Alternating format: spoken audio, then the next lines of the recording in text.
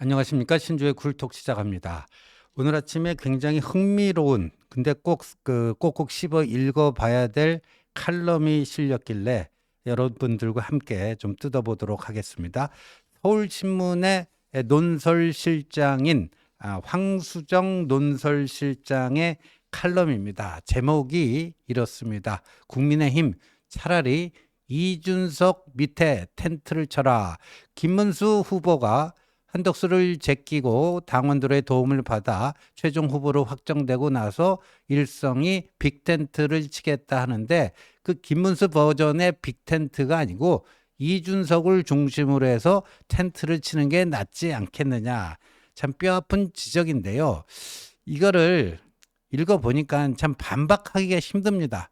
저도 저거 제목을 보는 순간 뭐 이런 식으로 타이틀을 뽑았지 울컥했는데, 칼럼을 찬찬히 뜯어보니까 반박하기가 쉽지 않습니다.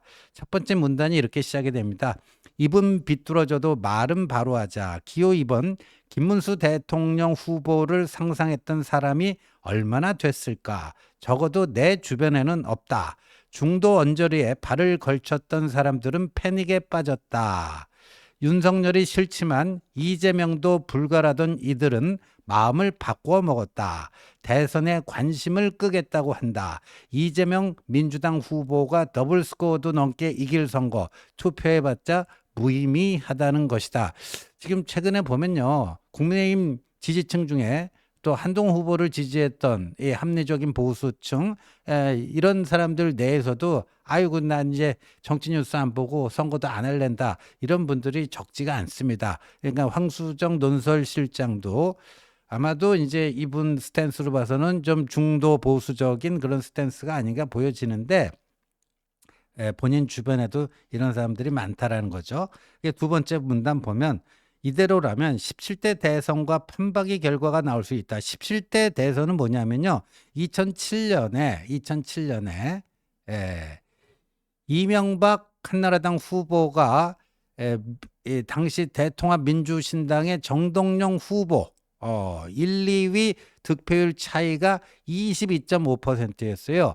이명박 후보는 48점 몇 %를 얻었는데 정동영 후보는 26점 몇 %를 얻었어요. 근데 사실 그 득표율 격차가 더 날 뻔했습니다. 웬구하면요, 이회창 이분이 이제 그 제3 후보로 나와서 15% 갖고 갔거든요. 그러니까 이명박보다도 스탠스 상에 있어서 더 오른쪽에 있었던 게 당시 이회창 후보인데, 그 이회창 후보가 15% 정도 갖고 갔으니까 만약에 이회창 후보가 불출마를 했다라면은 그 이회창으로 갔을 15%의 대부분이 이명박으로 왔을 것이고, 그러면은 정동영과의 지지율은 더 벌어지지 않겠느냐, 뭐 이런 건데요.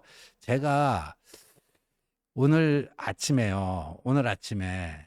이 민주당이 내부적으로 어떤 이 목표를 가지고 있는가, 이걸 봤더니요, 득표율 58%를 지금 나름 계획하고 있다라는 거예요. 이게 불가능하냐? 그렇지 않다라는 거죠. 가능하다라는 거죠. 왜냐하면 그때도, 그러니까 이회창 후보가 안 나왔으면 이명박 후보가 58%더 넘어서 한 60% 넘을 수도 있어요. 그리고 완전히 더블 스코어로 제낄 수가 있는 이런 건데, 지금 이번에 더불어민주당 이재명 측에서요, 자체 목표 득표율이 58% 정도 된다라고 합니다. 58% 정도 되고요. 지금 소속 의원들과 원외 당협위원장, 거긴 지역위원장이라고 하죠, 여의도에 얼씬도 하지 마라. 왜냐하면은 내년 지방선거, 그 다음에 3년 후에 총선 때, 그때 다 요번에 이재명 득표율 보고 그걸 기준으로 해서 공천을 줄 거니까 그냥 쓸데없이 눈도장 찍겠다고 여의도에 와갖고 얼씬거리고 그러지 마라. 니들 지역에 내려가서 밑바닥에서 빡빡 겨라. 그리고 이재명 득표율 목표치 58%, 니네 지역에서 어느 정도 나오는지 꼭 보고 그걸 가지고 내년 지선 3년 후 총선 공천하겠다, 이렇게 하고 있다라는 거죠.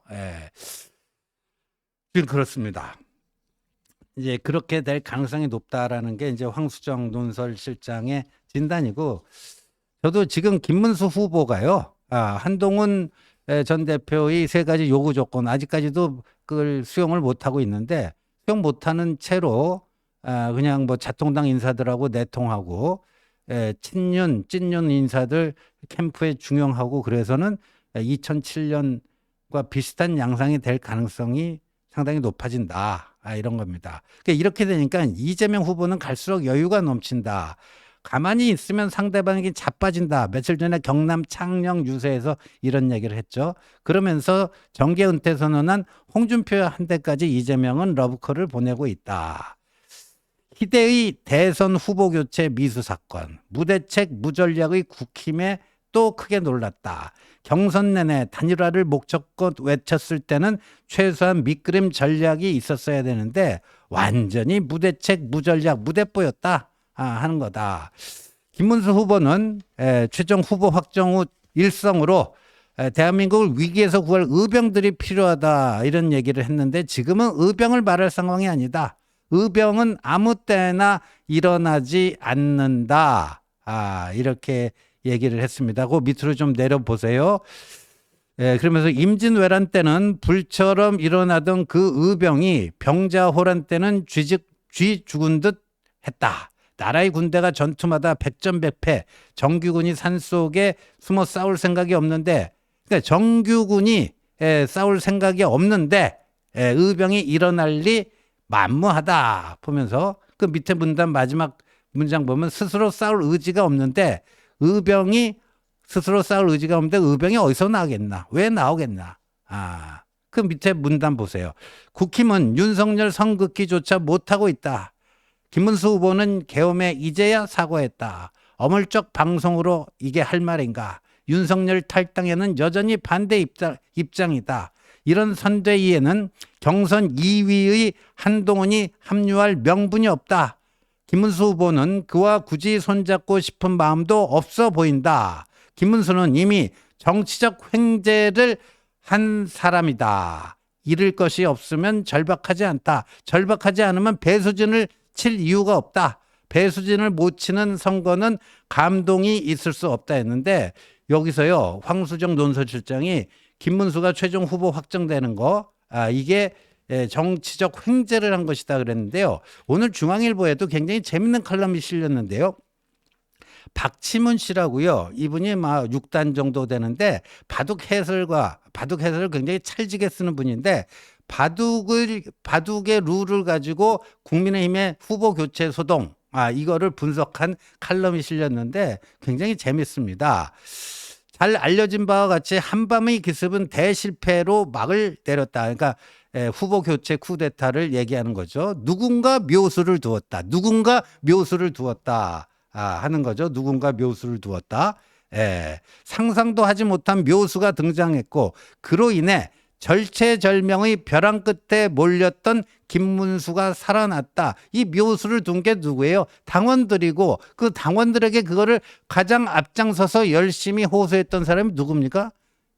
제가 한동훈 쪽이라고 한동훈 띄우는 게 아니라, 그냥 객관적인 팩트로 보면 한동훈이 그냥 토요일 날 페이스북 메시지를 6건이나 쓰면서, 또 한동훈만 움직였습니까? 한동훈 쪽 사람들이 일체의 조직적 집단적으로 하면서 그날 하루 내내 또 종편의 패널로 나가서 또 유튜브에서 또 페이스북에서 그 여론전을 펼친 그런 거 아닙니까? 그런데 김문수는 그렇게 해서 정치적 횡재를 했는데 별로 절박함이 없어 보인다. 배수진을 칠 생각이 없어 보인다. 그다음에 한동훈하고 손잡고 싶은 마음도 없어 보인다. 왜? 한동훈이 제시한 그 세 가지 조건도 못 받고 있으니까 이제 이렇게 평가를 받는 거죠. 그러면서 김문수 선대위에 대해서 이렇게 또 평가했어요. 요소요소에 탄핵에 반대했던 친윤계가 앉았다. 하다못해 야바이판에도 판돈을 거는데 책임지는 신용을 하는 사람도 없다. 후보 교체 막장극을 빚은 권영세 전 비대위원장은 그냥 와서는 그냥 떠났다. 권성동 원내대표는 공동선대위원장을 맡았다. 정계 은퇴 요구가 비판쳐도 사과 한마디 없다. 이런 수준의 뻔뻔한 정치로 보수 회생의 가망은 없다. 민주당은 그 박근혜 후보가 대통령 당선될 때 51.55% 역대 대선 중에 최고 득표율이었습니다. 근데 아까 제가 말씀드렸잖아요. 이재명의 목표치가 58%라고요.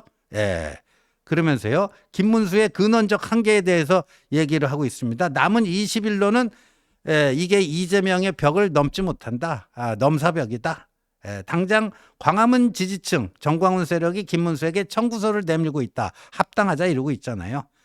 그 역시 김문수 역시 그 광장 세력과 손 잡겠다고 공언했다. 근데 신랄 같은 기대도 있다. 윤석열 출당부터 시키고 반 이재명 빗땡들을 치고 중도 부동층을 남김없이 싹쓸이하는 것이다. 그러나 이건 모두 기적에 가깝다.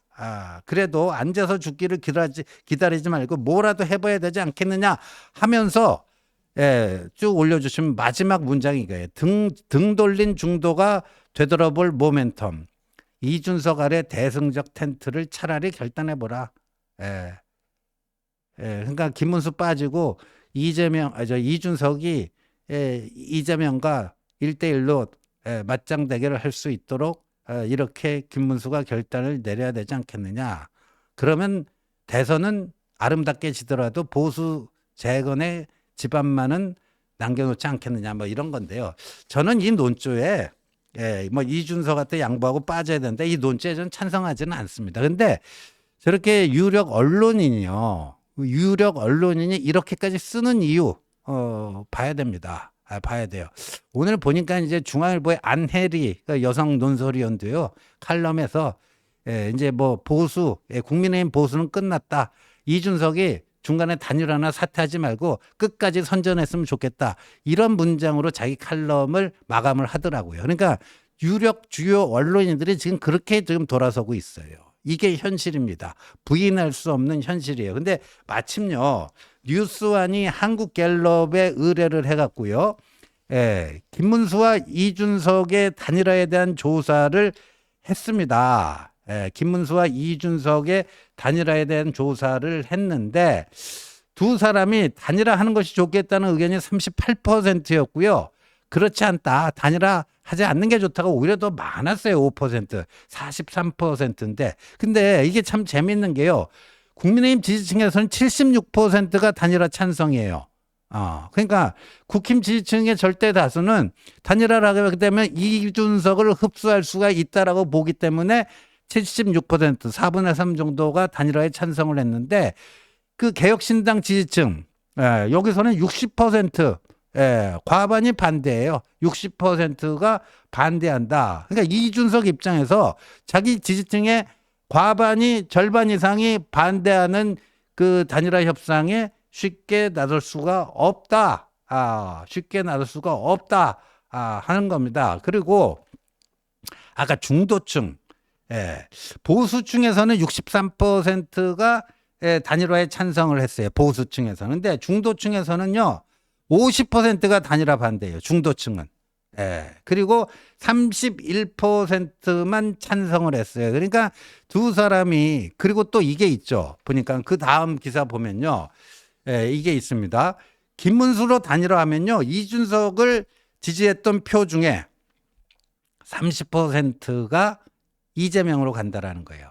김문수로 단일화가 되면 이준석 지지표 중에 30%가 이재명으로 간다라는 거예요. 그리고 이준석으로 단일화가 되면 김문수 지지표 중에 27%는 지지하는 후보 없음. 지지하는 후보 없음. 그러니까 저거는 투표를 안 하던가 뭐 이런 식으로 간다는 거죠. 그러니까 이 단일화의 시너지 효과가 상당히 미미하다. 단일화의 시너지 효과가 상당히 미미하다. 지금 그런 겁니다. 그런 거예요. 그래서 이걸 이제 잘 봐야 됩니다. 이 김문수와 이준석의 단일화 효과가 아주 이 효과가 아주 제한적이다. 없는 건 아니지만 안 하는 것보다는 낫지만 그런다고 해서 뭐가 판세를 구도를 뒤흔들 정도의 그런 파괴력은 아직까지 없다 하는 게 저 한국갤럽 조사 뉴스완이 저게요. 이번 주 월요일 화요일 이렇게 양일간 조사한 건데 저렇게 나왔고요. 그다음에 보니까요. 이 뉴스완이 그 한국갤럽에 의뢰해서요. 지난 4일, 5일 그러니까 5월 3일에 이제 김문수로 그 결정되고 4일하고 5일 양일간 했을 때요. 그때 이제 3자 대결에서 이재명 51%, 김문수 33%, 이준석 8% 이렇게 됐거든요. 이때는 이제 한덕수도 살아 있을 때예요. 그래서 김문수 한덕수가 뭐 최종 담판을 한다. 뭐 아니면 뭐 단일화 원샷 경선을 한다. 뭐 이런 거였는데 이제 한덕수가 아웃되고 정리되고 이번 주 월요일 화요일 10일 13일에 또 3자 대결 해봤더니 이재명이 51%로요. 그때 2차 조사 그러니까 5월 4일 5일 했을 때랑 똑같은데 김문수는요. 5월 4일 5일 했을 때보다도 오히려 2%가 내려가서 31%예요. 이준석은 그때나 지금이나 똑같아요. 그러니까 이 이재명과 이준석의 지지율은 그때나 지금이나 비슷합니다. 그때나 지금이나 일주일 전이나 지금이나 비슷한데 오히려 김문수는 한덕수를 제끼고 최종 후보로 확정됐는데 지지율이 2% 떨어졌어요. 지금 이런 거를 보이고 있단 말이에요. 이런 상황을 보이고 있어요. 그리고 보니까 3자 대결 지금 그 소개해 드리고 있는 건데 지난주 조사에서는 보수층 응답자 중에서 이재명 19%, 김문수 65%, 이준석 11% 나왔는데 이번 주 월화 조사에서는 이재명이 지난주 대비 1% 올라서 20%인데 김문수는 좀 5%가 내렸어요. 보수층에서 5%가 내려가고 60%로 떨어졌고요. 이준석은 1% 올라서 12%. 그러니까 이재명과 이준석은 보수층에도 1% 올랐는데 일주 전 대비 이재명은 오히려 보수층에도 5% 떨어졌고요. 중도층을 보니까 지난주 조사에서는 이재명 56%, 김문수 24%, 이준석 10%였는데 이번 주 월화 조사에서는요. 이재명은 지난주하고 똑같아요. 중도층에서 56%인데 김문수는 또 중도층에서도 2% 줄여서 22%가 됐어요. 이준석은 10% 똑같고요. 그러니까 중도층. 그러니까 김문수는요. 한덕수를 제끼고 최종 후보로 확정이 됐는데 보수층에서도 전주 대비 5% 내려앉았고 중도층에서도 2% 빠져버렸단 말이에요. 이게 지금 현 주소입니다. 이게 좀 현 주소예요. 그래서 제가 봤을 때는요. 이준석은요. 김문수와 절대 단일화 안 하려고 할 겁니다. 왜냐하면 요번이 자신에게 엄청난 기회가 온 거다. 이렇게 볼 거예요. 왜냐하면 국민의힘 그 경선 결과 극우로 평가되는 전당훈과 그 거의 한 몸뚱이인 김문수가 후보가 되니까 이 중도 보수 이쪽이 텅 비었고 이거를 자신이 가서 딱 이제 또아리 틀 수 있다. 이참에 여기서 뭔가 한번 해보자 하는 거고요. 오늘 아침에 이제 그 중앙일보가요. 이게 대선 후보 시리즈 뭐 인물 탐구 해갖고 나오던데 그 기사 한번 볼까요? 이 새끼 하던 윤 도왔다 눈물. 이게 이준석 신의 한 수다. 저게 무슨 얘기냐 하면요. 이준석이 나름대로 뭐 중간에 뭐 1차 가출, 2차 가출, 윤석열 대통령 선거운동 과정에서 그런 게 있었지만요. 결국 자기가 당 대표로서 이 윤석열 대통령 당선에 일조를 했는데 근데 성접대 의혹이 불거져 가지고 뭐 당원권 정지돼 가지고 쫓겨나고 국민의힘은 비대위 체제로 가고 뭐 이렇게 돼 갖고 그랬는데 그때 이준석이 눈물의 기자회견을 했는데 나를 이 새끼 저 새끼 하는 사람 대통령 만들려 뛰었다. 사석에서 윤 대통령이 이준석 본인에게 이 새끼 저 새끼 했는데 내가 그거 다 안다.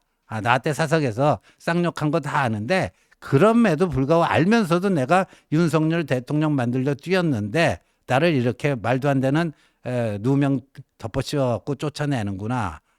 그런데 이 중앙일보 기사 보면 그런데 지금 되돌아보면 당시의 탈당은 이준석 후보를 윤석열 전 대통령의 비상계엄 탄핵 심판으로부터 완벽하게 자유로운 존재로 만들어준 신의 한 수였다. 이 얘기입니다.